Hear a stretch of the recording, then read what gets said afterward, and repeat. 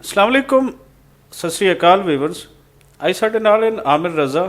ਆਮਿਰ ਰਜ਼ਾ media ਦੇ ਤਾਲਿਬ ਇਲਮ ਹਨ ਔਰ ਮੀਡੀਆ ਨੂੰ ਮਾਰਕਸੀ ਨਜ਼ਰੀਆ, ਲੈਫਟ ਦਾ ਨਜ਼ਰੀਆ ਜਿਹੜਾ ਅਸੀਂ ਬੋਲਦੇ ਹਾਂ, ਉਸ ਦੇ ਨਾਲ ਇਸ ਨੂੰ ਵੇਖਦੇ ਹਨ।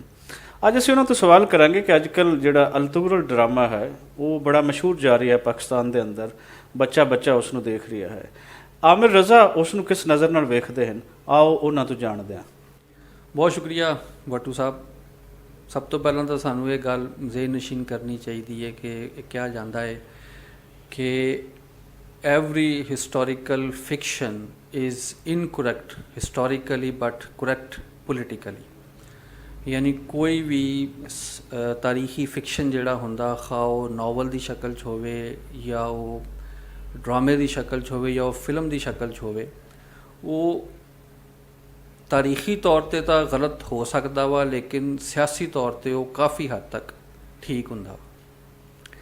ਕੁਛ ਸੂਰਤ ਹਾਲ ਇਸ ਡਰਾਮੇ ਦੇ ਨਾਲ ਵੀ ਹੈ, ਕਿਉਂਕਿ ਉਹ ਡਰਾਮਾ ਖੁਦ ਵੀ ਕਹਿੰਦਾ ਵਾ ਕਿ ਇਹ ਪਿਓਰ ਹਿਸਟਰੀ ਨਹੀਂ ਹੈ, ਲੇਕਿਨ ਇਹਨੂੰ ਹਿਸਟਰੀ ਦੇ ਅਸੀਂ ਤਨਾਜ਼ਰ ਦੇ ਵਿੱਚ ਕਰੈਕਟਰ ਲੈ ਕੇ ਇੰਟਰਪ੍ਰੀਟ ਕਰ ਰਹੇ ਹਾਂ। ਅਤੇ ਇਹਨੂੰ ਵਾਈਡਰ ਉਹਦੇ ਵਿੱਚ ਸਮਝਣ ਦੀ ਜ਼ਰੂਰਤ ਹੈ, ਫਰੇਮ ਦੇ ਵਿੱਚ, ਕਿ ਤੁਰਕੀ ਦਾ ਇੱਕ ਡਰਾਮਾ ਵਾ ਜਿਹੜਾ ਤੁਰਕੀ ਦੀ ਨਿਸ਼ਾਤੇ ਸਾਨੀਆ, ਤੁਰਕੀ ਦੀ ਸਲਤਨਤ ਦੀ ਬੁਨਿਆਦ ਰੱਖਣ ਵਾਸਤੇ ਕਿਰਦਾਰ ਦੌੜੇ ਫਿਰਦੇ ਨੇ ਅਤੇ ਉਹਨਾਂ ਦਾ ਕਸ਼ਮਾਕਸ਼ ਦਿਖਾਈ ਗਈ ਹੈ। ਅਤੇ ਇਹ ਡਰਾਮਾ ਮਿਡਲ ਈਸਟ ਵਿੱਚ, ਯਾਨੀ ਮਿਸਰ, UAE ਅਤੇ ਸਾਊਦੀਆ 'ਚ ਬੈਨ ਹੋਇਆ। ਉਹਨਾਂ ਨੇ ਕਿਹਾ ਕਿ ਜੀ ਇਹ ਜਿਹੜਾ ਕਿਰਦਾਰ ਹੈਗੇ ਨੇ ਇਹਨਾਂ ਦੇ ਜਾਂ ਡਰਾਮੇ ਦੀ ਜਿਹੜੀ ਕਹਾਣੀ ਆ, ਉਹ ਜਿਹੜੀਆਂ ਅਰਬਾਂ ਨੇ ਜੱਦੋ ਜਹਿਦ ਕੀਤੀ ਸਲੀਬੀਆਂ ਦੇ ਖਿਲਾਫ ਅਤੇ ਮੰਗੋਲਾਂ ਦੇ ਖਿਲਾਫ, ਉਹ ਉਹਨਾਂ ਨੂੰ ਜਿਹੜਾ ਹੈਗਾ ਬਹੁਤ ਹੱਦ ਤੱਕ ਮਾਰਜਨਲਾਈਜ਼ ਕਰ ਰਿਹਾ ਜਾਂ ਅੰਡਰਮਾਈਨ ਕਰਕੇ ਦਿਖਾ ਰਿਹਾ। ਫਿਰ ਪਾਕਿਸਤਾਨ 'ਚ ਇਸ ਡਰਾਮੇ ਦਾ ਆਉਣਾ ਔਰ ਪਾਕਿਸਤਾਨ ਦੇ ਵਿੱਚ ਚੱਲਣਾ ਔਰ ਤੁਰਕ ਜਿਹੜੇ ਹੈਗੇ ਆ, ਤੁਰਕੀ ਸੌਫਟ ਪਾਵਰ ਦੇ ਤੌਰ 'ਤੇ ਤੁਰਕੀ ਦਾ ਇੱਥੇ ਆਉਣਾ, ਉਹਨੂੰ ਬਹੁਤ ਸਾਰੀਆਂ ਚੀਜ਼ਾਂ ਨਾਲ ਜੋੜ ਕੇ ਦੇਖਣ ਦੀ ਕੋਸ਼ਿਸ਼ ਹੈ। ਤੁਰਕੀ ਇੱਕ ਮਾਡਰਨ ਪ੍ਰੋਗਰੈਸਿਵ ਸਟੇਟ ਦੇ ਤੌਰ ਦੇ ਉੱਤੇ ਮੁਸਲਿਮ ਦੁਨੀਆ 'ਚ ਇਮਰਜ ਹੋਇਆ, ਨਾਲ ਮਲੇਸ਼ੀਆ ਹੋਇਆ। ਇਹਨਾਂ ਦੋਵਾਂ ਮੁਲਕਾਂ ਨੇ ਮਿਲ ਕੇ ਇੱਕ ਕਾਨਫਰੰਸ ਦੀ ਬੁਲਾਈ, ਜਿਹਦੇ ਵਿੱਚ ਪਾਕਿਸਤਾਨ ਨੇ ਤਾਂ ਸ਼ਿਰਕਤ ਕੀਤੀ, ਲੇਕਿਨ ਪਾਕਿਸਤਾਨ ਨੂੰ ਜਿਸ ਟਾਈਮ ਸਾਊਦੀਅਨਸ ਨੇ ਕਿਹਾ ਕਿ ਖਬਰਦਾਰ ਬਈ ਤੁਸੀਂ ਨਹੀਂ ਜਾਣਾ ਹੈਗਾ, ਅਤੇ ਅਸੀਂ ਆਰਾਮ ਦੇ ਨਾਲ ਜਿਹੜਾ ਸੀਗਾ ਉਹ ਪਾਕਿਸਤਾਨ ਦੇ ਵਿੱਚ ਬਹਿ ਗਏ, ਅਸੀਂ ਨਹੀਂ ਜਾ ਸਕੇ ਅਤੇ ਅਸੀਂ ਬਸ ਮਾਫੀਨਾਮੇ ਅਤੇ ਟਵਿੱਟਰ ਦੇ ਉੱਤੇ ਬੈਠ ਕੇ ਹੌਸਲਾ ਅਫਜ਼ਾਈ ਤੁਰਕਾਂ ਦੀ ਕਰਦੇ ਰਹੇ। ਦੂਸਰੀ ਗੱਲ ਇਹ ਕਿ ਪਾਕਿਸਤਾਨ ਇੱਕ ਮਲਟੀ ਕਲਚਰਲ, ਮਲਟੀ ਐਥਨਿਕ ਅਤੇ ਮਲਟੀ ਰਿਲੀਜਨ ਸੁਸਾਇਟੀ ਹੈ। ਯਾਨੀ ਮੁਖਤਲਿਫ ਮਜ਼ਾਹਬ ਨੇ ਇੱਥੇ, ਕ੍ਰਿਸਚੀਅਨ ਵੀ ਨੇ ਇੱਥੇ, ਸਾਡੇ ਹਿੰਦੂ ਭਾਈ ਵੀ ਨੇ, ਸਿੱਖ ਵੀ ਨੇ, ਠੀਕ ਹੈ। ਉੱਥੇ ਰਿਆਸਤਾਂ ਨੂੰ ਇਹੋ ਜਿਹੇ ਡਰਾਮੇ ਚਲਾਉਣ ਲਈ ਥੋੜ੍ਹਾ ਮੁਹਤਾਤ ਹੋਣਾ ਚਾਹੀਦਾ ਹੈ। ਮਿਸਾਲ ਦੇ ਤੌਰ 'ਤੇ ਤੁਸੀਂ ਮਹਾਭਾਰਤ ਦੇਖਿਆ ਹੋਣਾ, ਉਹਦੇ ਇਲਾਵਾ ਤੁਸੀਂ ਰਾਮਾਇਣ ਦੇਖਿਆ ਹੋਣਾ ਵਾ। ਪਾਪੂਲਰ ਕਲਚਰ ਦੇ ਵਿੱਚ ਇਸ ਤਰ੍ਹਾਂ ਦੇ ਡਰਾਮੇ ਜਿਹੜੇ ਹੁੰਦੇ ਆ, ਉਹ ਹਮੇਸ਼ਾ ਕਿਸੇ ਦੂਸਰੀ ਕਮਿਊਨਿਟੀ ਦੇ ਖਿਲਾਫ ਨਫ਼ਰਤ ਪੈਦਾ ਕਰਨ ਦਾ ਬਾਇਸ ਬਣਦੇ ਆ। ਖੁਸ਼ਵੰਤ ਸਿੰਘ ਦੀ ਕਿਤਾਬ ਐਂਡ ਆਫ ਇੰਡੀਆ ਹੈ, ਉਹਦੇ ਵਿੱਚ ਉਹਨੇ ਇਸ ਡਰਾਮੇ ਦਾ ਹਵਾਲਾ ਦੇ ਕੇ ਲਿਖਿਆ ਕਿ ਭਾਰਤ ਵਰਗੀ ਸੈਕੂਲਰ ਰਿਆਸਤ ਨੂੰ ਇਹ ਡਰਾਮਾ ਨਹੀਂ ਚਲਾਉਣਾ ਚਾਹੀਦਾ ਸੀ। ਇਸ ਡਰਾਮੇ ਦੇ ਚੱਲਣ ਦੀ ਵਜ੍ਹਾ ਤੋਂ ਜਿਹੜੀ ਹਿੰਦਵਤਾ ਸੀਗੀ ਉਹ ਮਜ਼ਬੂਤ ਹੋਈ ਅਤੇ ਸਾਡਾ ਸੈਕੂਲਰ ਤਸ਼ੱਖਸ ਜਿਹੜਾ ਸੀਗਾ ਉਹਨਾਂ ਦਾ, ਉਹ ਥੋੜ੍ਹਾ ਕਮਜ਼ੋਰ ਹੋਇਆ। ਔਰ ਉਹ ਕਹਿੰਦੇ ਕਿ ਅਗਰ ਭਾਰਤ ਆਪਣਾ ਸੈਕੂਲਰ ਆਪਣਾ ਤਸ਼ੱਖਸ ਛੱਡਦਾ ਜਾਏਗਾ ਅਤੇ ਉਹ ਦਿਨ ਦੂਰ ਨਹੀਂ ਜਦੋਂ ਭਾਰਤ ਦਾ ਜਿਹੜਾ ਹੈਗਾ ਵਾ ਉਹ ਖਾਤਮਾ ਆਪਣੇ 'ਤੇ ਆ ਜਾਏਗਾ। ਜਿਸ ਟਾਈਮ ਅਸੀਂ ਇਹਨੂੰ ਪਾਪੂਲਰ ਕਲਚਰ ਵਿੱਚ ਇਹਦੀ ਇੰਟਰਪ੍ਰੀਟੇਸ਼ਨਸ ਦੇਖਦੇ ਹਾਂ ਮਹਾਭਾਰਤ ਦੀ, ਅਤੇ ਸਾਡੇ ਦੇਖਣ ਵਾਲਿਆਂ ਨੂੰ ਔਰ ਤੁਹਾਨੂੰ ਵੀ ਯਾਦ ਹੋਣਾ ਵਾ ਕਿ ਬਹੁਤ ਅੱਛਾ ਸੀਜ਼ਨ ਸੈਕਰਡ ਗੇਮਸ, ਉਹਦੇ ਵਿੱਚ ਜਿਹੜਾ ਬੰਟੀ ਦਾ ਕਰੈਕਟਰ ਆ, ਉਹਦੀ ਜਿਹੜੀ ਕਹਾਣੀ ਦਾ ਬੈਕ ਪਲਾਟ ਆ, ਉਹਦੇ ਵਿੱਚ ਜਿਹੜੀ ਮੁਸਲਮਾਨਾਂ ਦੇ ਖਿਲਾਫ ਨਫ਼ਰਤ ਆ, ਗਾਏ ਟੁੰਡੇ ਉਹਨੂੰ ਬੜੇ ਤਰੀਕੇ ਨਾਲ ਸਮਅਪ ਕਰਦਿਆਂ ਹੋਇਆਂ ਜੋੜਦਾ ਹੈ ਉਹਦੇ ਨਾਲ, ਮਹਾਭਾਰਤ ਦੇ ਨਾਲ, ਕਿ ਜਦੋਂ ਮਹਾਭਾਰਤ TV ਦੇ ਉੱਤੇ ਚੱਲਣਾ ਸ਼ੁਰੂ ਹੋਇਆ ਸੀ, ਉਦੋਂ ਜਿਹੜਾ ਸੀਗਾ ਹਿੰਦੂ ਮੁਸਲਿਮ ਦੇ ਦਰਮਿਆਨ ਇੱਕ ਬਹੁਤ ਵੱਡੀ ਲਕੀਰ ਖਿੱਚੀ ਚਲੀ ਗਈ।